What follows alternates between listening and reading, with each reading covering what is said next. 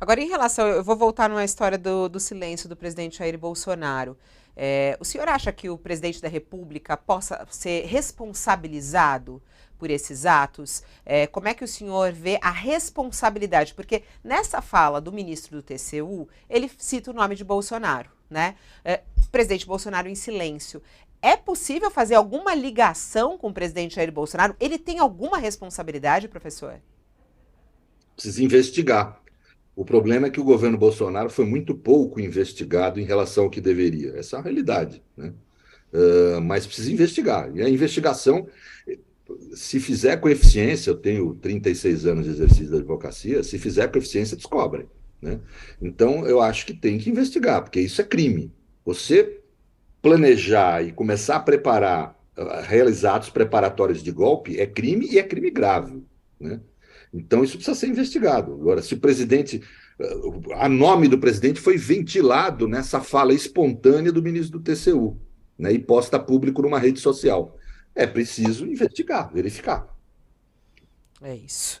Bom, professor, agradeço a sua participação ao vivo aqui conosco. Muito obrigada aqui pela sua Eu aula, até agradeço. para a gente entender um pouco mais. Me deixou preocupada, vou te dizer que fiquei preocupada, tava mais tranquila, porque tem gente falando, não, é só um bando de malucos e tudo mais. O senhor falou, não, não é bem isso, né? Não é um bando de Lula, malucos. o Léo e Professor, o Joel, que são grandes também pensadores, eu acompanho ambos, né? Eles sabem que nós, de ciências humanas, nós temos um problema. A gente é muito melhor em necrópsia do que em biópsia, né? uhum. A gente só tem um sítio empírico possível de verificar essas coisas, que é na história.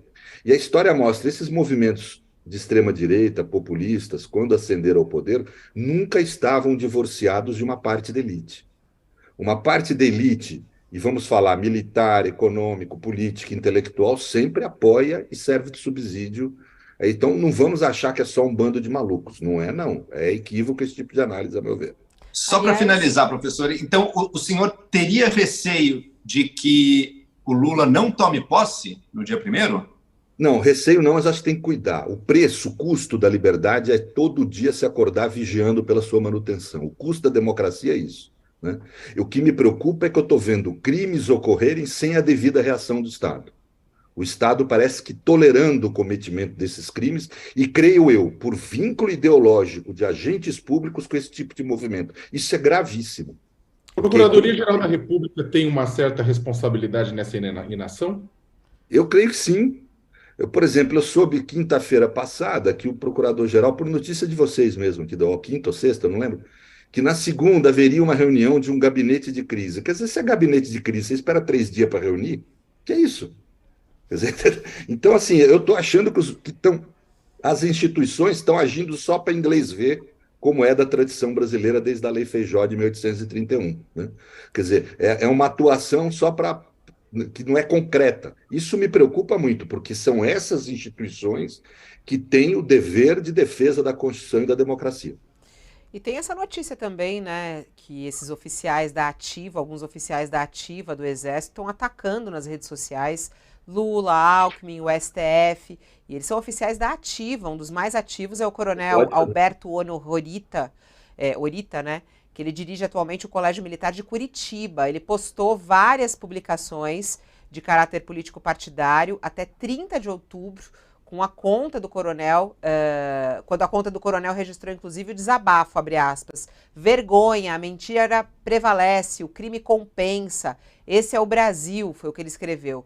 E há ainda acusações sem provas de fraude nas urnas, ofensas a ministros do Supremo Tribunal Federal. E a gente está falando de oficiais da Ativa. Isso é o que o senhor estava falando de perigoso, né? Era exatamente isso que o senhor estava falando naquela hora, né? Quando a Constituição determina o Brasil deve adotar um regime democrático, ela está falando várias coisas. Uma das coisas, quem porta a arma não pode participar das decisões. Ou seja, não pode haver nenhum tipo de atuação política, ideológica por parte de oficiais da ativa. Essa gente precisa ser punida, punida, precisa perder a farda.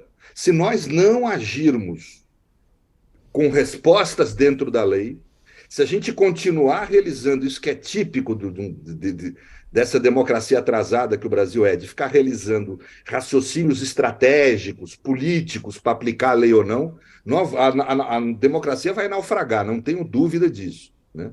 A lei precisa ser aplicada quando ela mesma determina a sua aplicação, com base nos seus próprios fundamentos. O direito tem que ter autonomia numa democracia. Portanto, esses militares estão cometendo ilícito quando fazem crimes, ilícitos também administrativos, quando fazem esse tipo de comunicação pública. Eles precisam ser punidos. Se o comandante deles não pune, o comandante deles também precisa ser punido.